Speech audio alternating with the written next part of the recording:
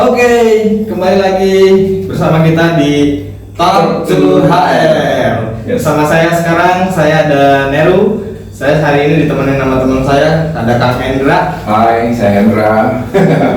Kang, Ya, sehat Kang? Alhamdulillah, selalu sehat kabarnya. Alhamdulillah sehat ya. Ya. Kang, malam hari ini kita pengen bahas nih, saya lagi dengar tentang isu 10.000 manajer. Oh, manajer. Oh, ya, itu salah satu program KDM ya. KDM. Nah, mungkin kita akan coba kita kupas lagi ya. Malam ini kita ada kehadiran narasumber. Mereka adalah praktisi-praktisi HR ya Kang ya, di Subang ini. Ya. Ada Kang Reza. Assalamualaikum. Ada juga teman-teman semua. Kang Asep. Halo, assalamualaikum. Gimana Kang Hendra? Terkait masalah ini kita langsung bahas saja ya. Betul. Ini kebetulan masih happening ya terkait masalah program KDM ini ya. 10.000 manajer, bukan sedikit ya, 10.000 itu. 10.000. Ya, 10.000 kan. Satu aja susah. Nah, justru kita coba bahas dari sisi SDM ya. Kebetulan teman-teman kita yang berkecimpung di dunia HR. Seperti apa nih konsep program pemerintah ya, salah satu program pemerintah yang nantinya apakah ini program halu begitu atau memang hanya lip service mungkin. Iya. Ya, tapi mudah-mudahan ya kita apresiasi ya apa yang menjadi program tersebut. Dan kita juga strateginya mungkin ya, membahas strateginya bagaimana program itu bisa terrealisasi betul dalam sudut pandang praktisi. betul. Nah, di sini ada Kang Reza mungkin bisa untuk pemaparannya ya terkait program tersebut gimana? Ya, terima kasih rekan-rekan semua, Kang Asep, Kang Nero, dan Kang Hendra. Sebuah kehormatan tentu saja buat saya bisa memberikan sedikit perspektif ya. Terlepas nanti mungkin kurang begitu sesuai, namun saya mencoba untuk menyesuaikan. Ya. Yang terpenting lagi bahwa di tengah sekarang digitalisasi ya, kemudian disrupsi yang begitu cepat ya, saya kira memang untuk mencetak manajer itu gampang-gampang susah. 10.000 bukan sesuatu hal yang tidak mungkin, namun dari fakta yang ada, jika sebuah institusi, contohnya perusahaan, untuk mencetak seorang manajer itu butuh jam terbang, butuh kompetensi yang sesuai. Makanya fungsi manajer itu lebih penting, khususnya di jajaran middle management itu memang penting ya. Nah, apalagi misalkan tidak hanya di dataran perusahaan, di UMKM pun saya kira sangat penting juga, karena banyak yang sebenarnya UMKM yang sudah dikatakan mapan tapi belum dikelola secara manajerial yang baik ya. Nah, di satu sisi program ini kan memang inisiasi dari Provinsi Jawa Barat yang pastinya menggandeng dengan Disnaker selaku lembaga yang memang menaungi bagaimana mengelola ketenagakerjaan dan pastinya perusahaan yang nantinya dilibatkan ya. Nah, saya kira tujuan ini harus jelas kemana arahnya dan apa dasarnya, itu juga menjadi salah satu payung hukum yang tidak bisa kita lepaskan ya. Karena tanpa ada dasar tersebut ya, seperti layaknya Google Map kan pasti harus ada tujuan awal dan tujuan akhir Kalau hal itu tidak didefinisikan sejak awal, pasti kita akan tersesat. Barangkali seperti itu ya. Saya melihat dari perspektif sebagai praktisi di bidang SDM, bukan tidak yakin, tapi butuh satu skema yang sistematik. Karena mencetak manajer itu bukan hanya di level kognisi saja. Kalau misalkan hanya membaca kemudian dikasih training, mungkin itu sesuatu hal yang bisa dilakukan siapapun. Tapi bagaimana mengimplementasikannya ke ranah afektif sampai ke psikomotor supaya manajer itu happen atau membumi dan bisa melaksanakan fungsi dan tugasnya, itu adalah key point yang mungkin program ini harus kita kawal bersama-sama. Lebih ke outputnya mungkin kan ya? Pastinya. Ya, karena udah itu tuh udah masuk ke perdanya juga ya, ada Oh iya, jadi kita punya dasarnya juga ya, dasar hukumnya juga kalau nggak salah. Jadi udah disahkan belum sih Kang Asep kalau terkait masalah itu? Ya, sepengetahuan saya memang sudah ada Perda Peraturan Daerah Provinsi Jawa Barat nomor 13 tahun 2024 ya. Regulasi atau payung hukum yang menjadi dasar program pencetakan 10.000 manajer di Jawa Barat ini. Lalu mungkin saya mau melihat keresahan dari provinsi dalam hal ini gubernur mungkin ya. Artinya salah satu akar masalah yang terjadi di Jawa Barat ini adalah masalah kompetensi. Itulah kenapa mungkin dalam hal ini gubernur kita Bapak Aing kan, itu punya program untuk bisa menaikkan standar kompetensi.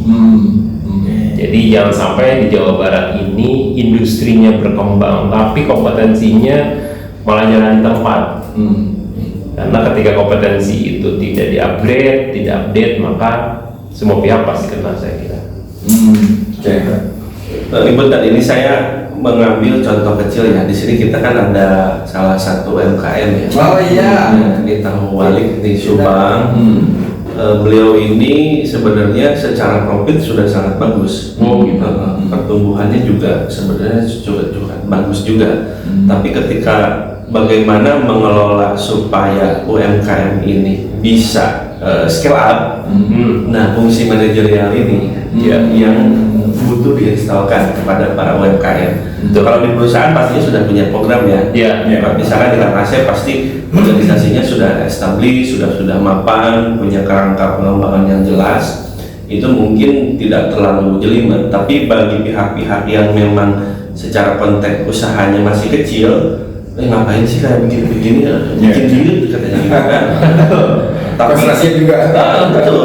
Tapi itu sebenarnya satu tantangan bagaimana regulatori ini hadir untuk bisa memberikan dukungan yang tidak hanya berupa infrastruktur saja, tapi dalam segi kognisi ya, intelektualitas itu juga perlu. Dan saya kira program ini juga menjadi salah satu kawah candra di muka ke depannya, tapi harus step by step. Ya. Sekali lagi, tidak mie instan itu masaknya cepat, ya, kerasanya juga cepat, ya. Jadi di perut itu mungkin nggak lama. Saya sih nggak berharap seperti itu. Saya cuma berharap seperti itu, ya, supaya betul-betul dirasakan, karena ketika di dataran yang jauh lebih kecil lagi, sebenarnya fungsi manajerial itu sangat berguna ya. Tapi mereka itu kayak ngurusin ini sebenarnya ngapain sih, apa sih benefitnya buat saya gitu, supaya usaha mereka bisa bertumbuh jauh lebih besar lagi. Oke, menarik nih ya, baru pembahasan di awal baru awal ya kita bahas. Nah, kita coba kaji lagi nih, lebih dalam lagi secara step by stepnya ya, karena kan butuh proses mungkin ya ketika sesuatu hal itu bisa teraktualisasikan. Nah, mungkin langkah awal nih yang harus dilakukan dari di sini pemerintah ya yang mengeluarkan regulasi tersebut atau mengeluarkan dasar hukumnya tersebut, apa nih yang perlu dulu yang disiapkan gitu kan? Mungkin dari Kang Reja. Ya, layaknya sebuah institusi sekolah, berarti kan harus ada dulu tujuan pembelajaran ini. Ini kan misalkan mencetak 10.000 manajer. Apa sih yang sebenarnya yang akan mereka dapatkan? Dalam perspektif saya itu mungkin ada 6 lah yang harus dipersiapkan. Apa saja? Yang pertama adalah kepemimpinan yang adaptif.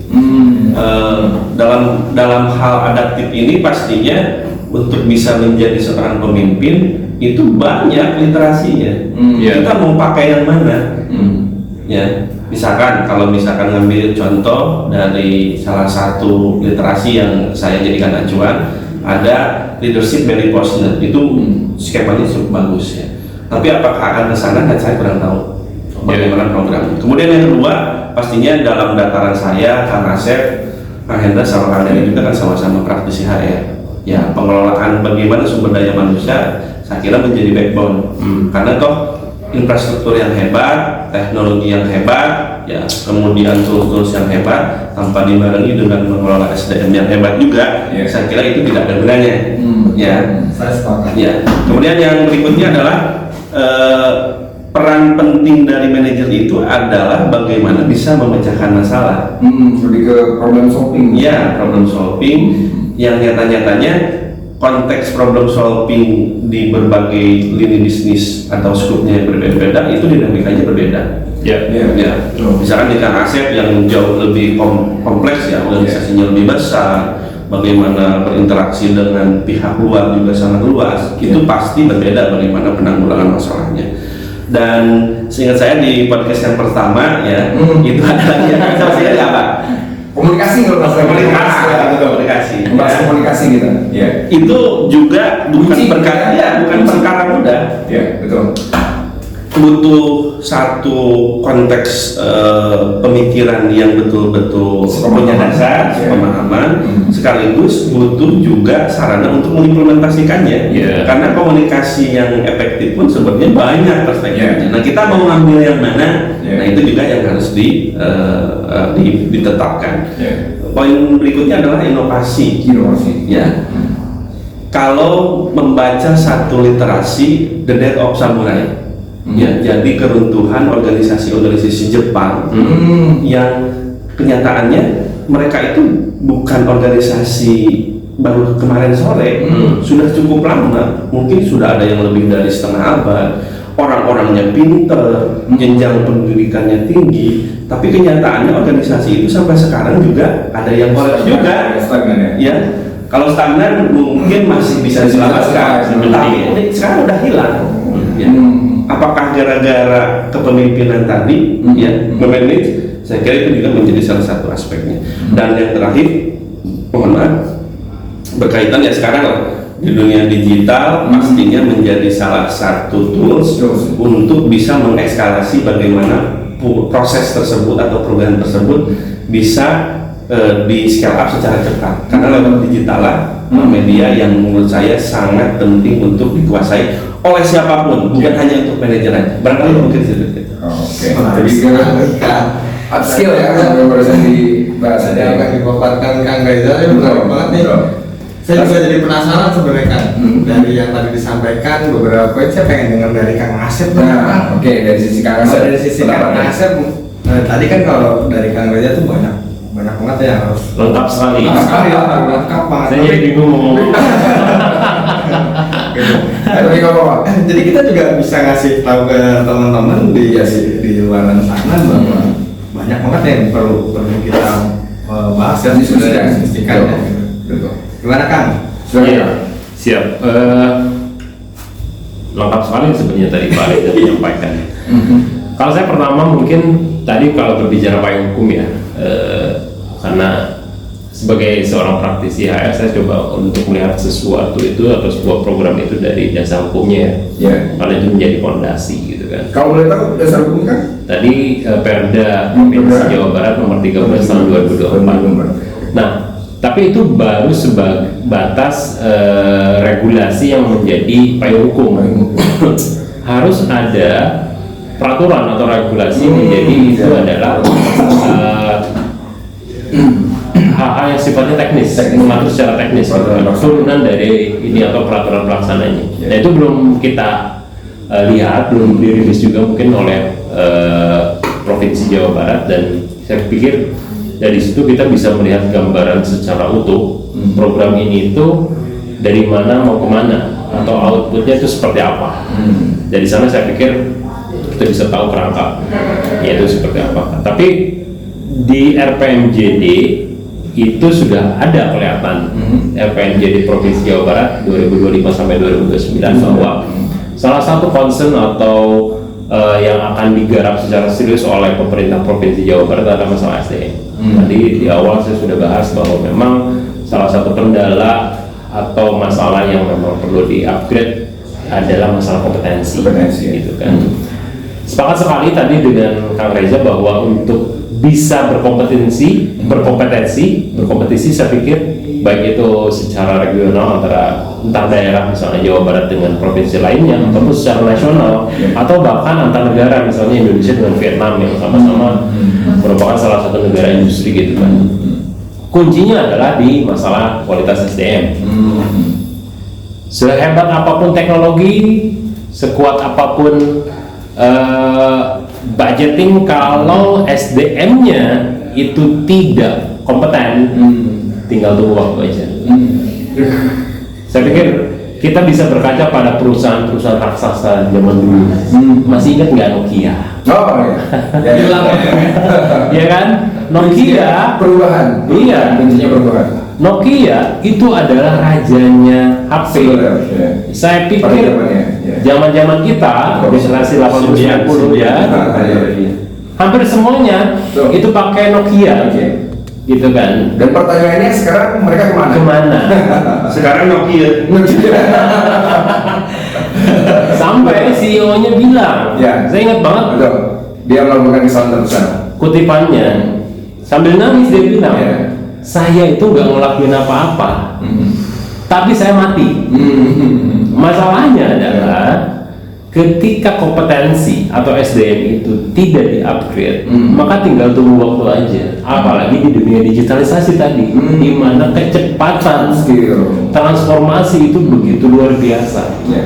Kita diem aja, orang lain udah kemana. Nah ini yang perlu kita sadari bersama, bahwa masalah SDM ini itu harus menjadi concern utama. Oke.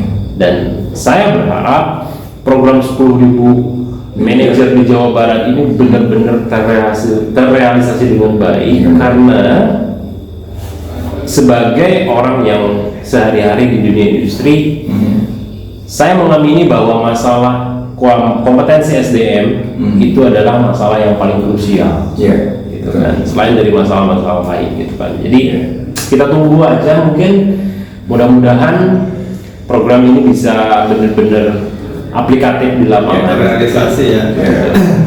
Kan sedikit kan. Sedikit mulu dari tadi. Banyak Saya supaya sedikit aja gitu ya. Boleh. Jadi saya juga penasaran. 10.000 banyak. Ya, betul. Ya kan. Mau Itu kalau kita mau mana gitu. kita ngomongin di Subang aja lah, kita kan di Subang ya. Betul. Itu pada mau dibawa kemana kan? Gitu. Ya. Mau gimana? Ya. Gitu. Apakah itu Realistis? realistis? Betul. Apakah nantinya akan tercipta pengangguran intelektual kan ada? Apakah lebih apa? Mempunyai posisi pada Pengangguran tuh punya level, punya jabatan ya, gitu. Betul. Gimana Kang Asep? Menurut Kang Asep gimana tuh? Ya, saya pikir fokusnya, dan selama ini saya lihat, saya adalah orang yang sering interview orang ya, interview calon-calon kandidat gitu kan. Jangan sampai mereka itu sudah overconfidence karena mereka udah punya sertifikasi ini itu, atau bahkan mereka lulusan S1 S2 dengan bangga bilang saya IPK-nya cum laude. Di zaman sekarang saya pribadi saya nggak ngeliat IPK, Betul. karena buat saya itu bukan standar jaminan. Betul. Apalagi sekarang lagi ngetren, saya kemarin baca sebuah berita digital gitu kan, dia bilang di Indonesia itu lagi terjadi inflasi IPK.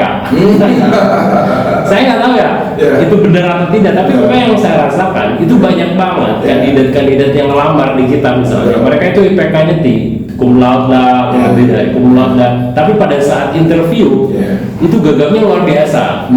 Zaman saya dulu waktu kuliah sulit banget buat dapat IPK cum laude. Saya kira-kira dosen Pak. Mati-matian gitu kan. Emang ngomong Kang Asep kuliah dulu. Bisa dibuktikan jasa. Ijazah saya asli Pak, asli Pak. Oke. Bisa diverifikasi jasa saya. Oke. Ya, jadi jangan sampai kita terlena untuk hal-hal yang sifatnya itu tidak substansi, formalitas. Formalitas. Ijazah, IPK itu menurut saya itu terlalu formalitas ya, karena kompetensi itu sebenarnya tidak melihat ke sana. Dan kompetensi itu bisa dilihat pada saat at least Kemampuan. ngomong, Ya. ya kan? At least pada saat interview yang bunyi itu jangan IPK-nya. Ada portofolio yang bisa Iya dong. Ya. Bisanya apa? Bisanya apa? Ketika kita ngomongin masalah problem solving gitu kan, hal yang sifatnya itu substansial di dunia perusahaan itu gagal. Ya. Malu dong sama IPK misalnya. Jadi poin saya adalah kita mesti fokus pada hal-hal yang sifatnya itu bukan formalitas, tapi lebih pada kualitas. Jangan sampai 10.000 itu hanya kuantitas. Ya, nyetak sebanyak-banyaknya. Nyetak sebanyak-banyaknya. Serap ya kan. Tapi yang berkualitasnya Cuma 5. 5. Itu kan menurut saya tanda tanya besar ya. Ya. Tapi mungkin gini Kak Asep ya, rekan-rekan semua. Konteks manajer itu sebenarnya justru harus menciptakan. Oh iya, betul. Itu tuntutan yang harus kita sama-sama pahami. Kalau ujung-ujungnya disuapin mulu, human manager, Ya, betul. karena mereka sudah harus bisa justru menciptakan. Ya, tadi kan sudah dijelaskan bahwa inovasi itu menjadi salah satu triggernya. Ya. Kalau misalkan nanti ujung-ujungnya tercipta 10.000 manajer, justru mereka lah yang akan menjadi motor penggerak untuk menciptakan bisnis-bisnis baru. Betul. Tetap didampingi oleh pemerintah selaku pihak yang memang menginisiasi program ini. Ya. Dan memang kembali lagi ke satu perusahaannya mungkin. Karena bagaimana jenjang manajer itu atau karir tersebut terbuka lebar gitu. Nah kita belajar dari industri-industri perusahaan Jepang mungkin ya. Yeah. Mereka memang membuka tuh jenjang karir kalau misalnya semua menjadi acuan itu seperti apa Toyota Line, Toyota Way. Toyota Way. Ya, Toyota Way. Iya. Nah itu kan banyak diadopsi tuh Yeah. oleh perusahaan-perusahaan yang ada di kita ya. Iya. Dan bahkan di jenjang-jenjang level tertentu kalau sudah mentok, dia dibuatkan perusahaan sendiri, Iya. begitu untuk membuat satu usaha, begitu. Betul. Artinya di sini harus ada bentuk komunikasi ya, itu kembali lagi komunikasi ya antara regulator, perusahaan yang membuat aturan regulasi tersebut, Iya. sedang dengan pelaku usaha Yes. di sini. Begitu ya mungkin ya. Betul. Nah coba bisa dijelaskan oleh Kang Reza atau Kang Asep mengenai sistem tersebut. Butuh waktu yang pasti. Kita melihat bagaimana jenjang pendidikan di Indonesia yang dari mulai jenjang TK, SD, SMP, SMA sampai ke perguruan tinggi. Itu kan ada momentumnya. TK misalkan 2 tahun, SD 6 tahun, SMP 3 tahun dan seterusnya. Nah, gimana sih ketika mereka itu sudah terinstal kompetensi tadi, berarti kan harus mengalami dulu momentumnya. Kalau di buah kan istilahnya dikarbit ya, tapi manajer dikarbit saya kira bisa. Oh ya, perlu jam terbang mungkin kan ya? Pastinya perlu. Selain jam terbang, portofolionya juga harus dicetak. Kemudian langkah-langkah untuk bisa mereka itu in di dalam mengemban jabatan itu, ya harus ada aplikasinya. Ya, contoh sederhana misalkan ketika ngobrolin tentang berapa lama sih ini dalam satu perspektif saya mengenai literasi ya, bagaimana karir itu bisa disusun, itu minimal itu harus ada tahapan 3-4 tahun lah untuk satu momentum. Nah dari proses tersebut apa sih yang mereka harus penuhi? Ya, contohnya misalkan kembali lagi tadi seperti Kang Asep bilang berkaitan dengan kompetensi. Nah ini kompetensinya seperti apa? Kemudian mereka akan belajar apa? Ya, dan nanti lebih detailnya lagi secara teknis mereka kan harus ada istilah kerennya individual development plan. Ya, bagaimana individu itu bisa diarahkan kemudian dikembangkan berdasarkan perencanaan-perencanaan yang memang disusun oleh program-program ini. Nah, di dalam aspek detailnya lagi, saya mengadop salah satu literasi ada ketika saya dulu di organisasi sebelumnya, kita bekerja sama salah satunya dengan salah satu lembaga yang kenamaan, namanya Just Bersin Academy, di mana Just Bersin ini punya 4 tahapan untuk pengembangan yang sifatnya terstruktur ya. Yang pertama adalah berkaitan dengan mandatory kompetensi.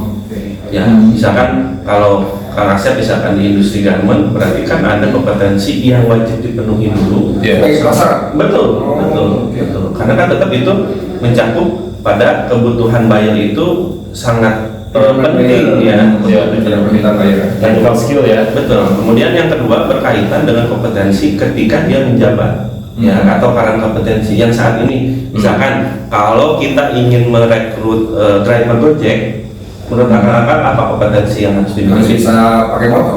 Nah, pakai motor. Selain pakai motor, Punya SIM. selain punya SIM. Harus Apa jalan? Nah, Pak Jalan. Pertanyaannya, kalau itu tidak ada, apakah memang kita bisa rekrut? Tidak ada kan? Nggak mungkin juga. Masa iya ya dia pingin apply sebagai driver tapi tidak punya kemampuan untuk mengendarai? Iya. Apakah iya pakai robot? Kan nggak mungkin juga, walaupun mungkin di negara lain bisa ya. Itu yang kedua. Kemudian yang ketiga berkaitan dengan future kompetensinya untuk bisa menduduki jabatan yang lebih tinggi. Berarti kan kalau di kuliah mematrikulasi ya, misalkan dari jurusan A tapi nggak linear, berarti kan harus ada dulu penyesuaian. Ini kompetensi-kompetensi yang memang nanti melekat untuk posisi yang jauh lebih tinggi. Dan yang terakhir adalah strategi kompetensi.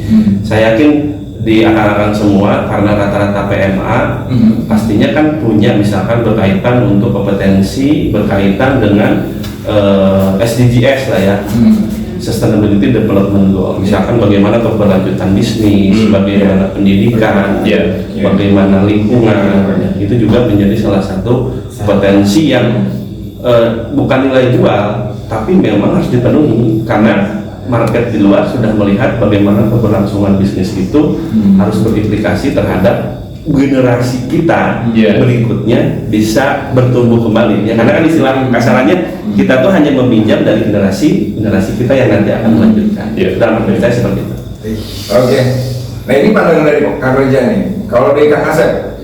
Ya, yang saya pikirkan adalah mengenai proses teknis ketika 10.000 itu nantinya menjadi output yang akan dihasilkan dari program ini. Mungkin pada saat screening atau pada saat proses seleksi itu yang perlu kita ikut juga pantau gitu kan. Misalnya kandidat yang akan masuk sekolah ini, karena sekolah ini kan gratis tuh, jadi pasti ada seleksi tuh.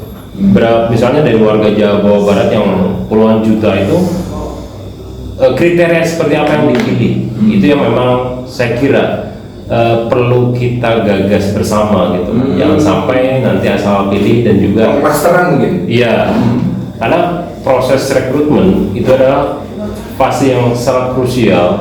Apakah seseorang itu berkembang atau tidak nantinya.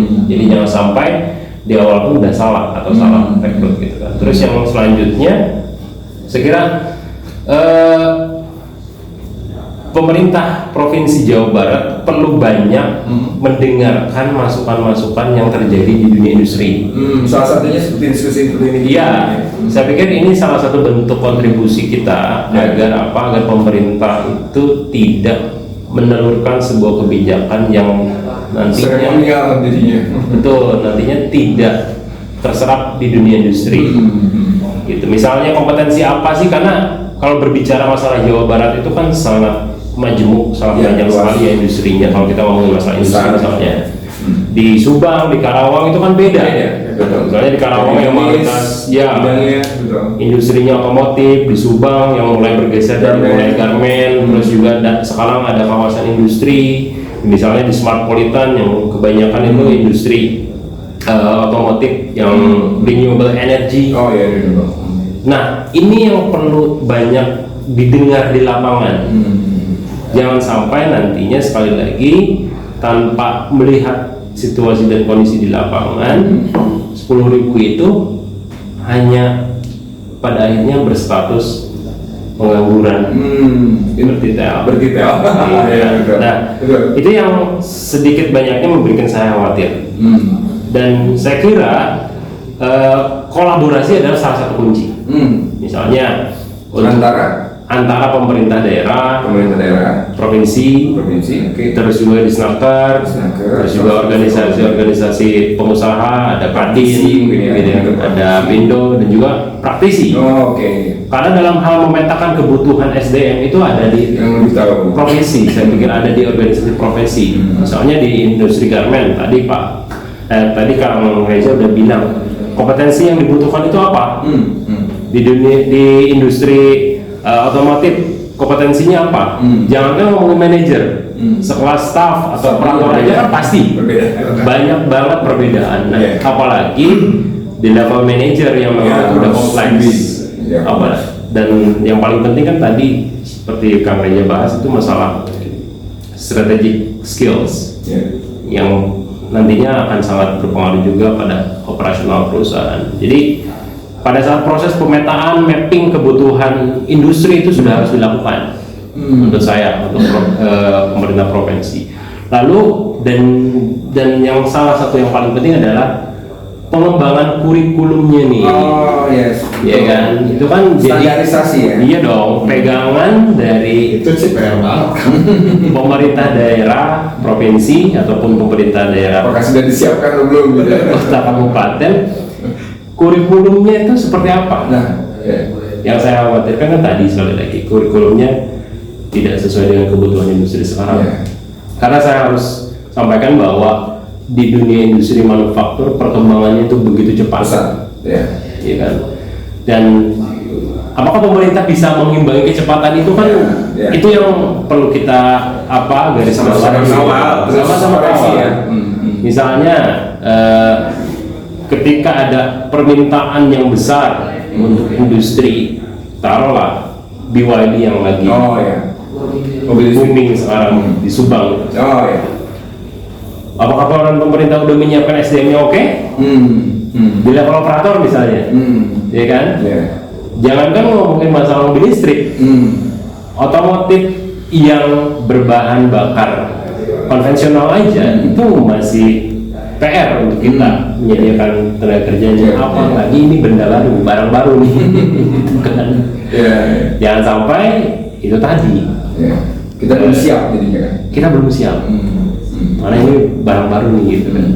Lalu yang ketiga menurut saya perlu ada semacam regulasi yang jelas mengenai magang. Karena tadi kan jam terbang itu penting.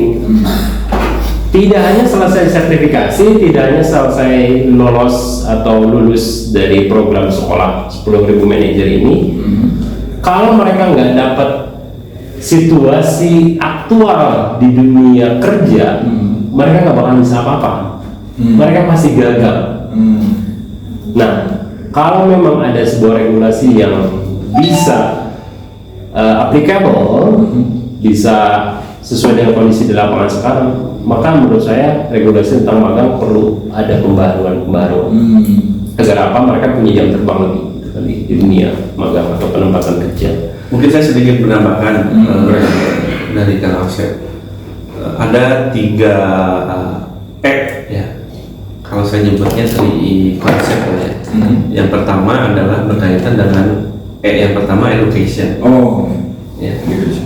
Karena itu penting untuk menetapkan kualifikasinya itu siapa sih target dari program ini ya.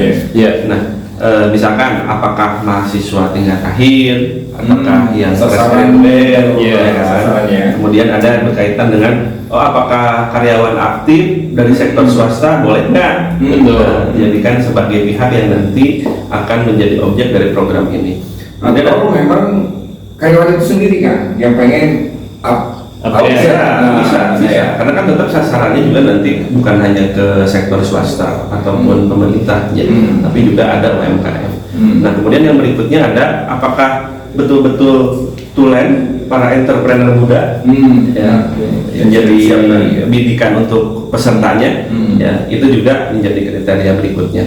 Atau bahkan misalkan buat mereka juga yang di ASN ataupun di BUMN ataupun BUMD, apakah juga menjadi target? Karena kan tetap mereka juga butuh manajer, betul, sangat butuh sekali. Nah, berdasarkan poin ini, setelah dibidik siapanya, kemudian educationnya kita analisa mana saja sih yang menjadi kualifikasi untuk bisa program ini. Berikutnya adalah experience. Mungkin bisa buat mereka yang tidak punya experience, tapi alangkah lebih hebatnya lagi, lebih bagusnya lagi, ya setelah kualifikasinya tadi ditetapkan dari aspek pendidikan, experience juga harus ada, betul kan? Karena ketika tanpa experience bukan tidak bisa, tapi waktunya mungkin akan lebih lama. Nah, dan yang terakhir, ketiga adalah exposure-nya. Nah, ini juga penting mengingat bukan karbitan ya. Ini butuh exposure yang jelas supaya nanti mereka itu akan diterjunkan ke lini bisnis yang mana, itu harusnya juga sesuai. Itu mungkin yang perlu sama-sama kita pahami juga, sehingga nanti untuk menyaring siapa yang akan masuk ini sudah punya satu requirement yang jelas sehingga nanti ketika ada tim seleksi, oh kenapa ini masuk, kenapa ini tidak, nanti kan sudah ada satu acuan atau standar atau requirement yang memang ditetapkan dalam program ini. Oke Kang, menarik sekali ini. Tuh kayaknya tadi kalau dari kita ya bicara dari wacana dulu kan awalnya, kemudian dari mulai ke teknis tuh. Kita bicara lagi scope lebih kecil lagi terkait masalah industri Subang kan. Industri Subang sendiri harus seperti apa nih? Dari Pemdanya sendiri, dari pelakunya sendiri, bahkan orang Subangnya sendiri. Kadang juga ada kesini ya. Orang Subang ya. Orang Subang betul. Harus bagaimana nih kita artinya meresponnya gitu. Ya, saya pikir semua pihak itu harus sama-sama bekerja keras. Pertama dari sisi pemerintah harus punya regulasi-regulasi yang bisa mempermudah akses dan juga peningkatan kompetensi warga Subang untuk bisa menyambut industrialisasi yang begitu masif, saya kira. Terus yang kedua, warga Subangnya sendiri harus mau belajar, harus mau meningkatkan kompetensi. Misalnya jangan sampai karena mereka udah pengalaman atau karena mereka merasa bahwa mereka adalah orang lokal, maka diwajibkan untuk masuk. Harus ada semacam sinergitas antara kebutuhan perusahaan atau industri dengan kompetensi yang ada di masyarakat. Bukan jangan sampai pokoknya saya harus masuk. Itu terkait lingkungan ya biasanya. Jadi harus benar-benar juga memahami bahwa ini adalah sebuah industri yang orientasinya adalah bisnis. Setiap bisnis kan pasti ada kalkulasi. Ketika salah rekrut, ketika kompetensi itu tidak sesuai dengan kebutuhan industri, maka ada potensi kerugian yang itu memang sangat dihindari oleh para pelaku bisnis. Terus ada juga memang organisasi-organisasi profesi yang dalam hal ini berhubungan langsung dengan peningkatan kualitas SDM. Misalnya di Subang itu ada yang namanya HR Forum gitu kan.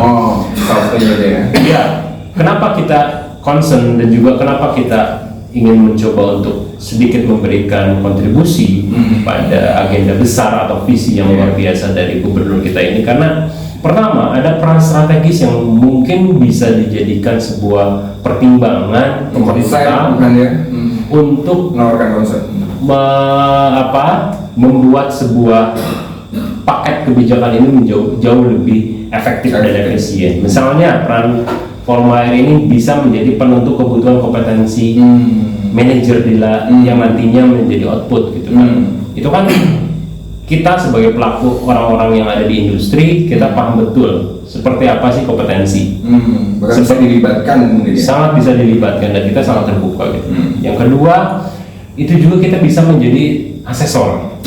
Ya kebetulan Panelia juga salah satunya. Betul. Sudah tersertifikasi ya. Asesor. Jangan sampai tadi formalitas doang nih gitu kan. Lulus nggak lulus itu ya udah, yang penting banyak yang lulus. Tapi kita coba assess, kita coba uji sejauh mana sih kompetensi yang nantinya mereka akan terjun dan bertarung di lapangan. Lalu peran forum HR ini juga bisa menjadi sebagai katalisator antara penyiapan SDM yang dilakukan pemerintah dengan kebutuhan industri di lapangan. Dan juga kita bisa melegitimasi program nih. Kenapa saya bilang legitimasi? Karena kita sekali lagi sehari-harinya di dunia industri, kita paham betul apa kebutuhannya. Ketika kita diterjunkan, saya pikir akan ada semacam trust atau respon positif atau sentimen positif dari para pelaku industri bahwa mereka para profesional di dunia SDM pun dilibatkan untuk bisa merumuskan kebijakan ini, gitu kan. Lalu yang terakhir adalah tadi menjadi mitra penyalur magang atau rekrutmen sampai mentoring, gitu kan. Kita bisa akan siap ya untuk langsung hire ataupun mencetak langsung gitu. Kenapa enggak? Kalau Pasti begitu. kalau kompetensinya sesuai dengan kebutuhan kita, artinya kan kita sebagai user, ya kan? Industri itu nantinya salah satu user yang akan memakai calon-calon atau lulusan-lulusan dari sekolah 10.000 manajer ini. Kalau memang kebutuhan kita diakomodir, kompetensinya, kita juga butuh tenaga kerja yang kompeten. Jadi kurang lebih seperti itu. Oke, luar biasa. Pembahasan gimana kan? Lagi kita nih pembahasan kita. Oke, jadi banyak banget faktornya, banyak banget juga. Saya pikir dari pemerintah juga harus bisa benar-benar serius. Banyak banget ada 10.000. Bukan angka sedikit loh 10.000. Dari segi pendidikannya juga harus benar-benar dilihat. Kemudian juga dari peran pemerintah itu sendiri juga harus benar-benar stakeholdernya tahu kemana sih gitu kan. Ada praktisi HR, ada Disnaker dan segala macam. Jadi nggak 10.000 tuh mudah-mudahan nggak cuma sekedar wacana. Jadi harus benar-benar secara kompetensinya juga diukur segala macamnya gitu kan, agar memang yang ingin diciptakan itu sumber daya manusia yang benar-benar kompeten gitu. Itu tujuannya. Karena menguntungkan banget untuk industri juga kan, nggak mungkin dong ya kan ya. Oh iya dong. Terima gitu kan, cuman, wih gue udah ini nih, ini gitu kan, tapi kan ya itu tadi yang kata dia sampaikan. Banget kan. Tapi kayaknya kita nggak bisa lama-lama nih. Batas waktu juga ya. Soalnya ada dari Palu Balik katanya. Apa itu? Nawarin tuh. Teman-teman udah agak lapar nih bisa cobain Palu Balik ya. Itu di mana Pak Reza? Itu di Subang. Di Subang. Ini di Subang sini UMKM lokal. Iya, tadi kan saya ceritain itu dalam konteks perusahaan yang kecil aja, UMKM itu nggak gampang, apalagi skupnya yang seperti di Kang Asep yang sudah besar ya. Tapi sekali lagi ini bukan sesuatu hal yang tidak mungkin, butuh kolaborasi dari berbagai elemen untuk mensukseskan program ini. Dan saya berharap bahwa nanti ada semacam testimoni kecil ya, misalkan saya tadinya level staff, setelah ikut program ini saya bisa scale up nih, kemudian dipercaya untuk bisa memimpin di satu area, satu divisi, satu departemen karena adanya program-program ini. Dan skupnya juga bisa lebih spesifik, misalkan manajerialnya di area apa, logistika atau di SCMK atau misalkan di finance kah, karena kan di skup di industri dan perusahaan itu sudah tersegmentasi kan, divisinya apa, departemennya apa, sehingga nanti muncullah misalkan sertifikasi manajer logistik, ya kan. Apalagi misalkan Jawa Barat sudah terintegrasi secara konteks logistiknya, di Subang punya Patimbang, ya benar kan, itu juga salah satu misalkan kita bisa arahkan yang jauh lebih spesifik lagi, manajer logistik, nanti sertifikasinya adalah manajer, betul. Nanti, turunannya seperti apa? Nah itu yang perlu kita sama-sama kawal dengan tujuan agar kebermanfaatan program ini betul-betul memang dirasakan dan dirasakan. Sepakat sekali. Oke, Kang. Mungkin untuk diskus kita malam hari ini. Cukup aja kan sekian ya. Jadi kita akan lanjut lagi di segmentasi berikutnya, dan jangan lupa subscribe dan share channel like ya. Apa? Talk to HR. Dan boleh kita closing statement dulu untuk Subang Ngabret. Luar biasa. Boleh tepuk tangan. Terima kasih semuanya. Oke. Closing statement. Boleh, kalau misalnya mau ada yang disampaikan dari Kang Reza, closing statementnya untuk topik kita malam ini. Ya, ini saya ngambil satu andai kata program ini berjalan ya nanti. Anda misalkan gini, saya sekarang jadi asisten manajer logistik perusahaan ekspor dan materi program 10 manajer 10.000 manajer ini sangat relevan ya dengan apa yang saya ingin implementasikan. Jadi muncul tuh seperti gitu. Jadi kan kebermanfaatannya langsung dirasakan oleh para pelakunya langsung. Ya. Kemudian jangan lupa bahwa sesuatu hal itu impossible is nothing ya. Pastinya bisa, tapi sekali lagi harus kolaborasi antar beberapa lini ya, pemerintah, ya kemudian pemberi kerja dan pekerjanya yang akan merasakan program-program seperti itu. Itu closing statement dari Kang Reza. Mungkin dari Kang Asep. Ya, saya pikir merespon program yang bagus dan positif ini, saya kira perlu memperkuat koordinasi karena ini adalah multi stakeholders ya. Tidak hanya pemerintah provinsi yang nantinya akan menjadi leading sektornya, tapi pemerintah daerah, misalnya kabupaten kota, disnaker provinsi, disnaker kabupaten kota, terus juga organisasi-organisasi, terus juga dalam hal ini mungkin BLK, LPK, dan juga para praktisi-praktisi di dunia industri. Itu perlu benar-benar punya sebuah forum yang bisa mendengarkan satu sama lain. Misalnya forum group discussions dan juga forum-forum lain yang nantinya membuat program ini jauh lebih efektif dan efisien terimplementasi. Dan kita perlu menyambut ini dengan positif, dengan optimis, dan jangan lupa untuk kita tetap relevan dengan kebutuhan zaman. Jangan sampai kita terlena karena kita udah merasa jauh hebat, kita udah merasa tidak perlu ada lagi belajar, sehingga hanya masalah waktu saja untuk kita tidak dipakai. Jadi tetap belajar, tetap improve, tetap berkembang agar kita tetap relevan. Oke, thank you. Terima kasih banyak Kang Asep, Kang Reza, Kang Hendra. Oke. Kita udahan nih. Udahan aja. Teman-teman.